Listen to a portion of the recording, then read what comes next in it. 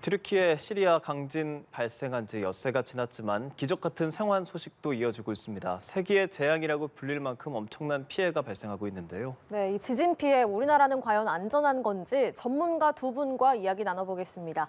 이윤수 전 포항공대 환경공학과 특임 교수, 백승주 한국열린사이버대 소방방재안전학과 교수와 함께합니다. 안녕하세요. 두 분 어서 오십시오. 안녕하십니까. 저희가 조금 전에 또 화면으로도 보여드렸지만 피해가 또 너무 많고 그리고 기적적인 구조 소식도 들려오고 있습니다. 만감이 교차하는 상황인데 지진 전문가로서 어떻게 현재 상황 보고 계시는지 먼저 좀 여쭤보고 싶습니다. 네, 일단 지금 현지에서 계속 여진이 일어나고 있기 때문에 구조하시는 분들도 그렇고요. 지금 생사 관림에 있으신 분들도 그렇고 안전에 더 유의하시고 그리고 좀 용기를 좀 드리고 싶습니다. 72시간이 골든타임이라고 여겨졌었는데 지금은 일어나지 거의 일주일 가까이 된 상황입니다. 그럼에도 불구하고 한국 구호대 등이 출동해서 몇몇 정말 기적적인 생還소식도 들려오고 있는데 어떻게 시간이 좀 지났음에도 불구하고 이렇게 구호 소식이 들려오는 것들 어떻게 가능할 수 있었을까요? 상당히 희망적인 소식입니다. 그리고 우리 구호대 분들 첫날부터 이렇게 적극적으로 그 위험한 상황에서 이렇게 그 튀르키예 국민들한테 희망을 주시고 멀리 우리나라 국민들한테 희망을 주시고 정말 감사드리고요. 골든타임을 일반 고립된 재난에서는 72시간 정도를 보는데요. 그때가 되면 이제 초기 24시간에는 생존율이 약 75% 정도가 되는데 72시간이 지나가면 구호됐을 때 생존율이 20% 정도로 떨어지게 됩니다. 그래서 이제 골든타임이 72시간이라고 하는데 역으로 얘기하면 또 20%의 희망이 있는 거거든요. 물론 점점 사그라들고 있지만 그래서 현재는 투트랙, 지금 현재도 구조 구호와 또 그리고 또 이재민 분들에 대한 건강, 오늘 WHO 그에서 말한 대로 이재민들의 건강도 가장 또 중요한 부분이다. 그래서 투트랙으로 해서 이제 구조도 역시나 계속 해야 될 거고요. 또 그렇게 계속 희망의 끈을 놓지 말아야 될 것이고 또 생존자분들의 건강도 이렇게 좀 지켜봐야 되겠습니다. 네, 투트랙으로 나와야 한다 이렇게 말씀해 주셨는데 사망자 수는 현재 2만 8천 명을 넘어섰고요. 또 유엔에서는 이 수치가 2배 이상으로 늘어날 수 있다 이렇게 관측하고 있습니다. 앞으로 어떤 부분에 이제 남은 구조에 초점을 맞춰야 할지 백승주 교수께서는 이렇게 말씀해 주셨으니 이번에는 이윤수 교수님께서 말씀해 주실까요? 네.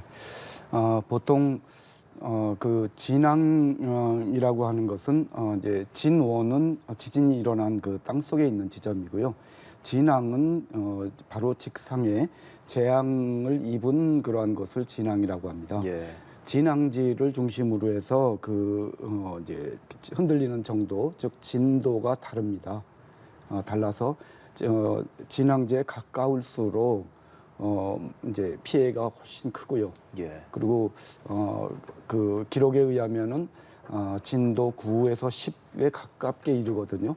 근데 진도 9라고 하는 것은 내진된 건물조차 다 무너지게 되는 등급입니다. 따라서 어떠한 답이 없는 그러한 엄청난 큰 규모의 그러한 지진이기 때문에 그러한 지진에 우리가 어떻게 대처해야 될 것인가 이런 것은 우리가 많이 생각하고 또 많이 숙고해야 될 지점이라고 생각합니다.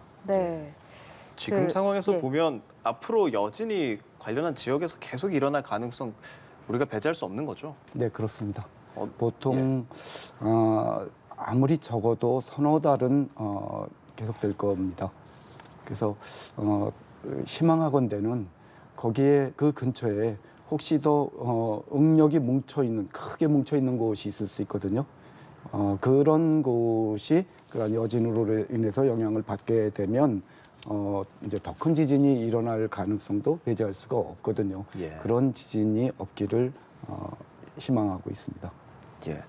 이렇게 지진 피해가 여진도 계속 예상이 되는 상황인데 아까 말씀해 주셨지만 구조 현장에서 어느 정도 강진이 된다면 우리가 내진을 아무리 잘했어도 건물이 무너질 수밖에 없었다 뭐 이런 이야기도 있고 혹은 반면 이게 내진 설계가 제대로 안 돼서 이렇게까지 피해가 커졌었던 거다.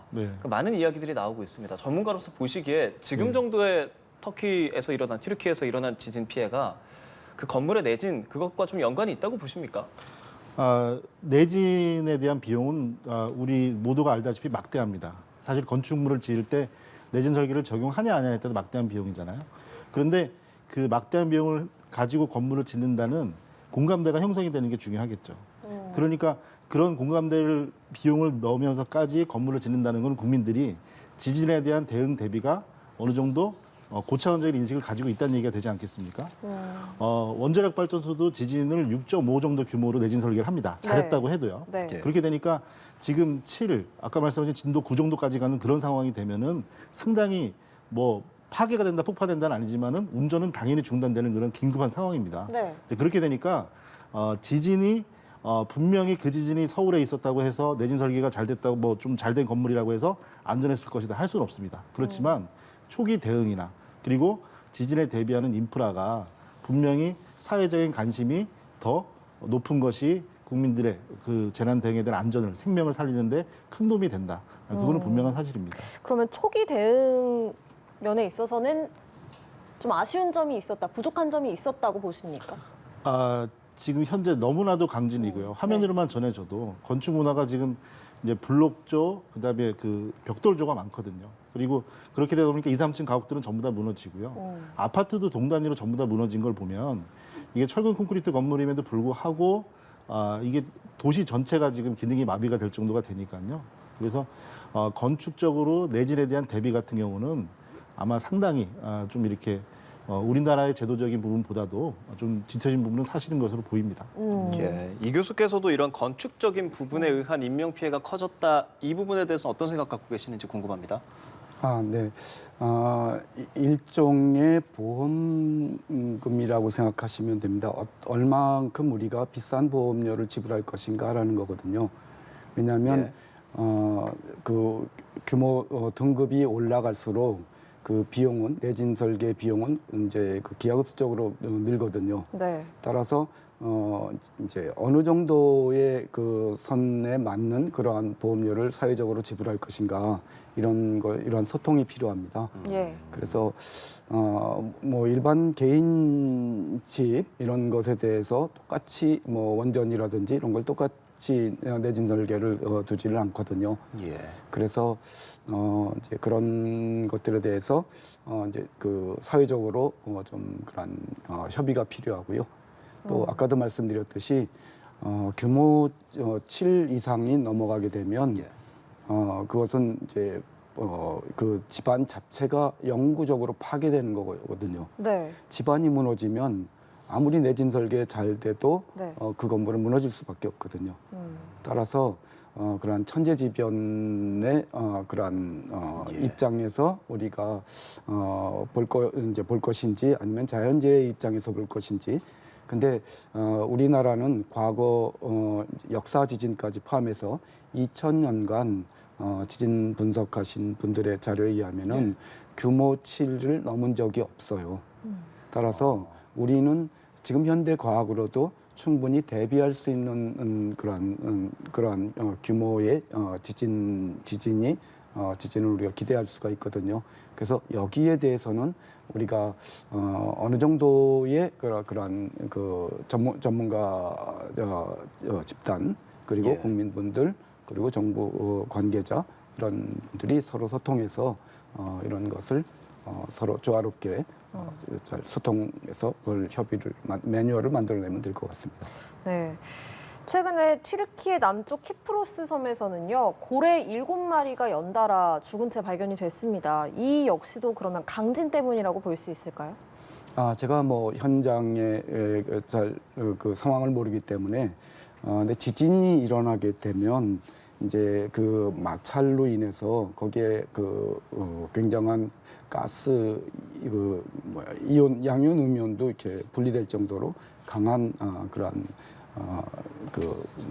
이제 여러 가지 그러한 특성이 분출되거든요. 네네. 그래서 그런 것에 의해서 질식사할 수도 있습니다. 또 고래가. 네네 그러한 지진에 의해서 또 이제 뭐랄까 그 바다 환경이 또 바뀔 수도 있고. 그래서 어쨌든 뭐 그 원인인지는 모르지만 뭐 고래 사망도 전혀 이상하지 않습니다. 예, 정확한 원인은 더 따져봐야 한다. 하지만 뭐 그런 상황들 말씀 좀 해주셨는데 사실 튀르키예 가지안테프 지역에는 협곡이 생겼고 그게 뭐 땅이 찢어졌다라는 표현까지 나오더라고요. 그거에 대해서는 어떻게 좀 봐야겠습니까? 네, 아까 말씀드린 대로 규모 7.8이면은 예, 엄청난 그 에너지가 나온 거거든요. 예. 네. 그래서 지금 히로시마 원전의 뭐 수백 배 정도입니다. 그 에너지의 크기가. 예, 예. 예, 그래서 그 정도의 이제 그런 그 에너지가 이제 그 방출된 그런 지진에서는 이제 여러 가지 그런 예. 그런 상황이 네. 좀 생길 수 있다는 네. 점인 것 같은데 이게 동부 지역은 사실 북부보다 상대적으로 좀 안전한 지역이라고 알려졌다고 알고 있었는데 예상과 달리 그러니까 우리가 지진은 정말 어떤 지역에서 일어날 수 있는가 어디서 자주 일어나기 때문에 그곳만 조심해야 한다 이런 예측들을 완전히 좀 빗나간 사례라고 볼 수 있겠습니다. 네, 그런 예측은 전문가들은 그렇게 예측하지 않습니다. 예, 예, 왜냐하면 제 손이 아나톨리안 지게라고 한다면 예. 이게 이제 아라비아 판이 굴러온 돌이 이제 박힌 돌을 빼내는 거거든요. 따라서 이쪽 면의 경계가 이스트 아나톨리안 폴트. 예. 이번에 지진이 일어난 것이고요. 예. 그리고 이쪽 동서 방향으로 있는 곳이 노스 아나톨리안 폴트거든요. 예. 근데 길이 자체가 동아나톨리안 단층은 북아나톨리안 단층의 반 정도밖에 안 돼요. 그렇습니까? 거기다가 북아나톨리안 단층은 앙카라도 있고 이스탄불도 있잖아요. 예, 예. 그래서 이제 수도권을 지나는 단층이거든요. 예. 그래서 사람들이 상대적으로 이쪽에서 지진이 더 많이 일어난다. 내지 피해 큰 것이 더 부각될 수는 있습니다. 사람이 많이 살고 있고 네네. 그곳이 수도권이기 때문에요. 예. 그래서 이쪽은 상대적으로 더 등한시될 수는 있어도 어느 쪽이 크고 작다라고 그렇게 비교하기에는 아직까지는 예. 저희가 알고 있는 것이 데이터로는 충분하지 않습니다. 예. 예. 우리 정부도 지금 구호대를 파견해서 구조 활동에 나서고 있고 또 위성을 통해 매일 피해 지역을 촬영을 해서 또 네. 국제 그 구호 프로그램에 이거를 제공을 한다고 합니다. 이게 어떻게 구체적으로 도움이 되는 겁니까? 네, 지금 또 추가적으로 더 자주 달라고 요청을 한다는 얘기도 들리고 예. 네. 국제 구호 프로그램 차터라고 하는 그 어느 정도 협의체는 지금 구성이 됐습니다. 이제 그렇게 되면 이제 현지에서 이제 여러 소요나 약탈도 약간 소식은 들리는데 광범위한 지역이니까 어쩔 수가 없는데 어느 정도 행정력에 대한 안정도 찾아가는 중으로 보이는데요. 근데 아직까지는 당연히 미흡하겠죠. 위성 지도는 이제 우리가 단순히 지도라는 평면적인 개념보다도 이제 일에 제공된다는 게 중요하겠죠. 1회 이상이니까 현재 상황을 그대로 거의 실시간으로 보여주고요.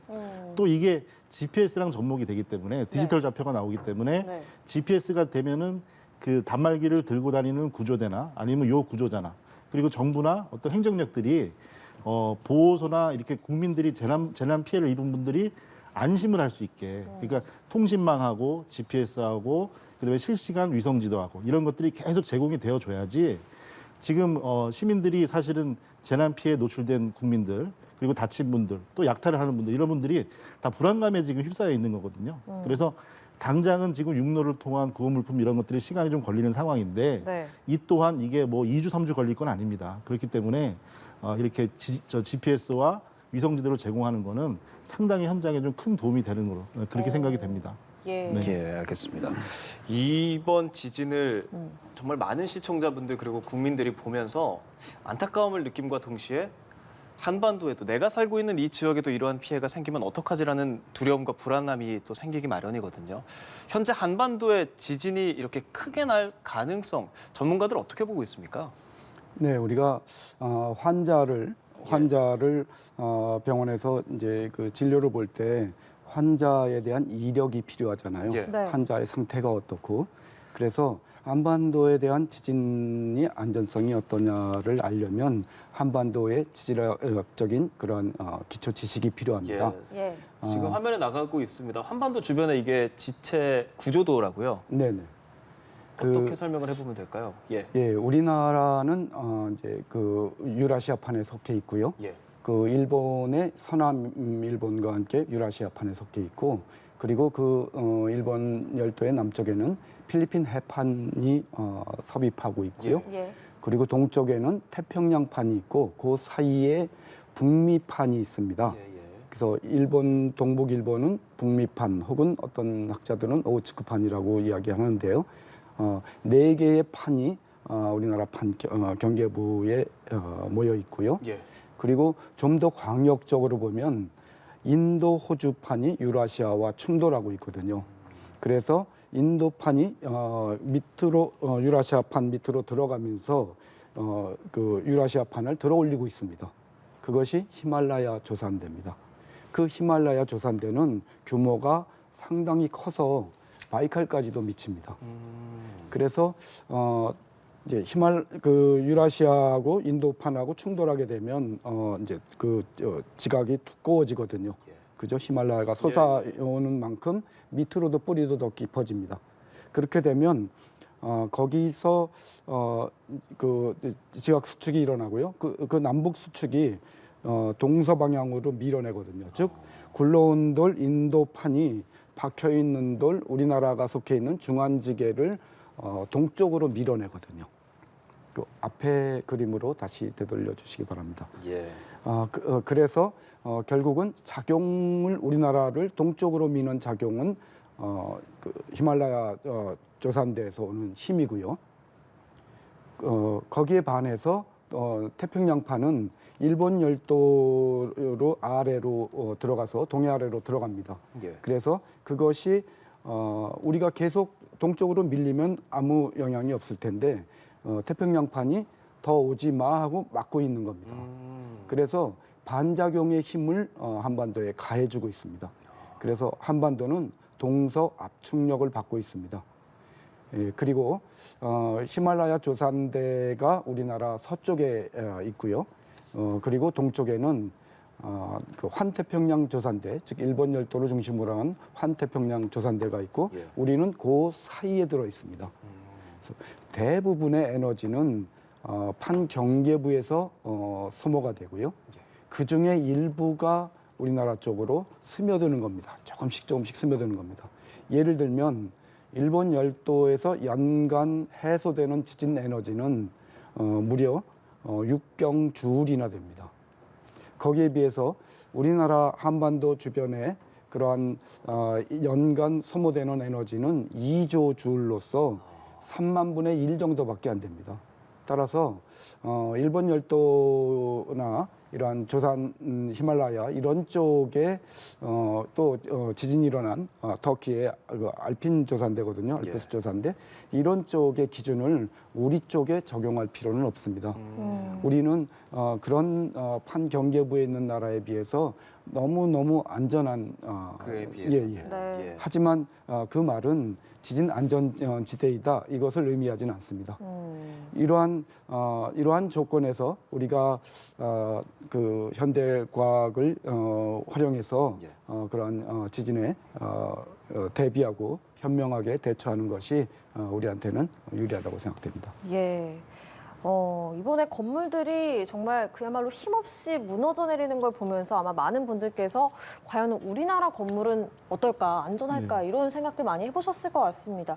물론 교수님께서 앞서 이제 뭐 서울이나 경기 지역이라고 하더라도 이 정도의 강진이 일어나면 우리나라도 안전하지 않다 이렇게 말씀을 해주셨는데 그 내진 설계율을 살펴보니까요. 우리나라 건물 중에 지금 전국으로는 15.3% 그리고 서울로 보면은 23.8%. 네. 생각보다 굉장히 낮다는 생각이 들거든요. 네, 그 제가 가진 자료보다는 조금 더 높게 말씀해 주셨네요. 그렇습니다. 근데 이제 제가 아까 오해를 하실 우리 시민분들께서 오해를 하실 만한 말씀을 드렸는데 서울 경기는 내진에 대한 법적 제재 대상을 하고 있습니다. 그런데 이게 1988년 이전에는 아예 내진 대상이 없었고요. 그리고 그 이후부터 약 10여 차례가 넘습니다. 제가 모든 단계를 다 기억하지 못하는데 처음 내진을 의무화했던 게 10만 제곱미터의 아주 대규모 건축물들은 내진 설계를 해라. 88년도에 도입이 됐고요. 지금 현재는 2층 이상 200제곱미터면 구조적 안전을 확인하는 설계를 하도록 합니다. 2층에 200제곱미터면 상당히 가정집 말고는 좀 많이 적용이 되는 건데요. 이제 우리 시민분들이 아셔야 될 거는 뭐냐면 소급이 안 된다는 거죠. 그러니까 10여 차례가 넘게 단계별로 계속 30년, 40년 동안 강화가 돼 왔는데 네. 이 건물이 내진이 돼 있다고 하면 그 지어진 연도의 허가 단위의 법을 지킨 거기 때문에 지금 현재는 건축물 대장이나 또 우리가 좀 아쉬운 부분은 찾아가는 정보, 이렇게 경기도청이나 서울시청에서 조회를 해보면 네. 내가 있는 건물이 내진 대상이었다니도 조회를 할 수 있어요. 근데 그게 몇 년도 기준의 내진이냐는 거죠.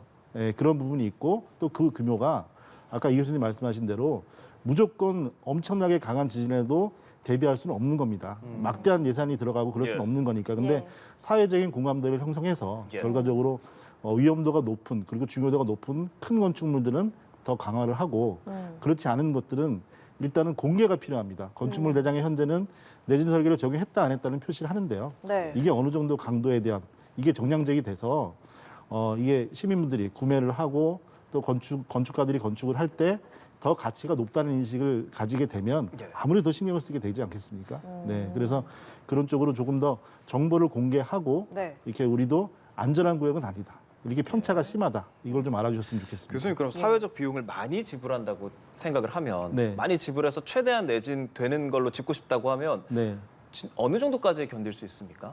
네, 그게 그러니까 그 건축물의 높이와 형태에 따라 틀리고 예를 들어 이제 우리 도심지 같은 경우는 예전에는 반지하 주택들이 많다가 지금 필로티 주택들이 많잖아요. 네. 필로티가 원래 이제 서양에서 처음 구조가 생길 때는 이게 조망감 때문에 생긴 건축 공법인데 이제 우리나라 같은 경우는 이제 그 주차나 이런 공간 때문에 화재 위험도 높고 예. 또 지진에도 취약합니다. 이제 그래서 영남 지역 그 지진에서도 많이 붕괴 조짐을 보이고 많이 했었잖아요. 그래서 건물마다 어떤 용도마다 내진 등급이 주요 쟁점이 주요 어떤 비용에 될 수는 없을 거예요, 사실은. 예, 뭐 수치를 제가 얼마라고 말씀드리는 부분은 아니지만 예. 분명한 부분은 이제 영남 지역 그리고 또 강원 북부 지역 이런 지역별로 편차가 있고 하니까 예. 이게 더 좋은 건축물, 더 튼튼한 건축물을 짓고 싶으면 내진 설계에 대해서 건축가분들도 또 집을 지으시는 분들도 관심을 좀 가져달라 이렇게 좀 말씀드리고 싶습니다. 예, 사실 네. 동일본 대지진에서도 상당히 많은 피해가 있었고 네. 그게 불과 지금으로부터 10여 년밖에 안 됐거든요. 그렇죠. 네. 이미 일본에는 많은 지진이 일어났고 내진 네. 관련해서 많은 건물들도 잘 지어져 있다고 알려져 있는데 그렇게 많은 피해자가 발생했단 말이죠. 네. 일본에서의 이런 기준들과 우리나라의 네. 기준도 좀 다릅니까? 일본은 상당히 강화가 돼 있고 습관화가 돼 있습니다. 예. 그래서 예를 들어 지금 도쿄도 홈페이지를 들어가 보시면요. 홈페이지에 그 이제 한국말로 번역이 되는 홈페이지를 보면 바로 첫 페이지에 수도 직하에 30년 내에 지진이 발생할 확률이 70%라고 공지를 하고 있습니다. 그러니까 국민들 시민분들이 지진에 대비를 하도록 공감대가 형성이 돼 있고요. 아까 동일빈 지금 뭐 감히 숫자를 말씀드리기 죄송하지만 사망자 비율로 봐도 피해 면적이 동일본 대진에 상당히 광범위했습니다. 지금 동북부 지역이 전부 다 진도 최소 5 이상으로 다 그렇게 지진에 닥쳤는데 사실 그 인명 피해는 상대적으로 좀 적었거든요. 지금 사례보다는. 그런 부분은 아무래도 건축물 자체의 내진 등급 이거 더하기 그리고 시민들의 평상시에 지진 재난에 대한 대비에 대한 인식 그것도 중요한 영향을 끼친다고 이게 보는 게 맞는 것 같습니다. 예. 예, 교수님 이러한 지질 뭐 매뉴얼적인 부분들 정부에서도 많은 고민이 있어야 할 거고 전문가들 간의 이야기도 할 텐데 교수님께서도 아무래도 지질학적으로 공부를 하시면서 관련한 뭐 검토도 많이 하실 것 같습니다. 어떠한 부분에 좀 집중해서 정부가 매뉴얼을 만들면 좋겠습니까? 네, 우리나라의 지체 구조도를 한 번 더 좀 놔주십시오. 예, 어, 지도 보여드릴까요? 예, 우리나라에 이 아주 약한 상처가 있습니다. 그래서 한반도가 보면 지금 추가령 단층대라고 원산, 서울 그리고 홍성을 잇는 그런 단층대가 있는데요. 수도권을 지나는 이런 단층대인데 예. 이것은 약 1억 년 전까지도 큰 이제 상처를 받았던 곳입니다. 예. 그래서 약한 곳이거든요. 그래서 이제 지금도 그곳이 좀 약한 부분인데 이런 부분은 특히 이제 수도권에 그 여러 그 인구가 집중돼 있기 때문에 예. 우리가 그런 추가령 단층대에 대해서는 우리가 특히 이제 집중해서 신경을 써야 될 것이고요. 얼마 전에 이제 그런 지진이 그 휴전선 부근에서 일어났는데 그것도 추가령 단층선에 해당됩니다.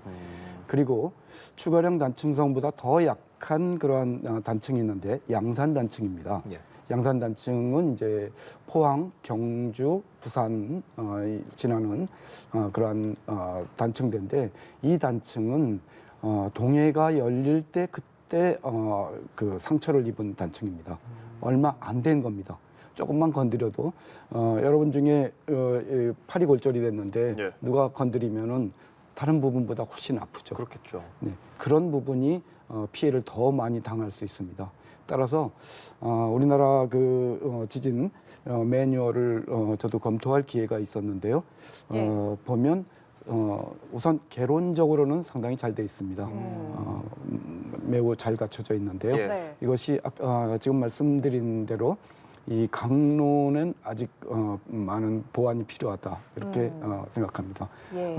다시 말씀드리면 다리 다친 사람한테 우리가 팔을 치료해 준다든지 적재적소에 맞는 그러니까 지진이 나더라도 예. 이를테면 내 지역에 어떤 구조선이 있는가 예. 그리고 내 지역에 어떤 시설들이 있는가 이런 곳에 어떠한 그러한 지진이 일어났을 때 어느 부분이 약할 것인가 이런 것들을 그 지역 사회의 네. 그 전문가들이 있거든요. 그분들의 힘을 빌려서 예. 같이 연구가 필요하고요. 그리고 그러한 그 강론적인 그런 매뉴얼이 더 시급히 보완돼야 될 것 같습니다. 네, 좀 더 이제 매뉴얼이 세심하게 마련되었으면 좋겠다 이런 말씀으로 좀 이해해 보겠습니다. 이윤수 전 포항공대 환경공학과 특임 교수, 백승주 한국열린사이버대 소방방재안전학과 교수 두 분과 함께 지진에 대해서 이야기 나눠봤습니다. 고맙습니다. 고맙습니다. 감사합니다. 예, 고맙습니다. 고맙습니다.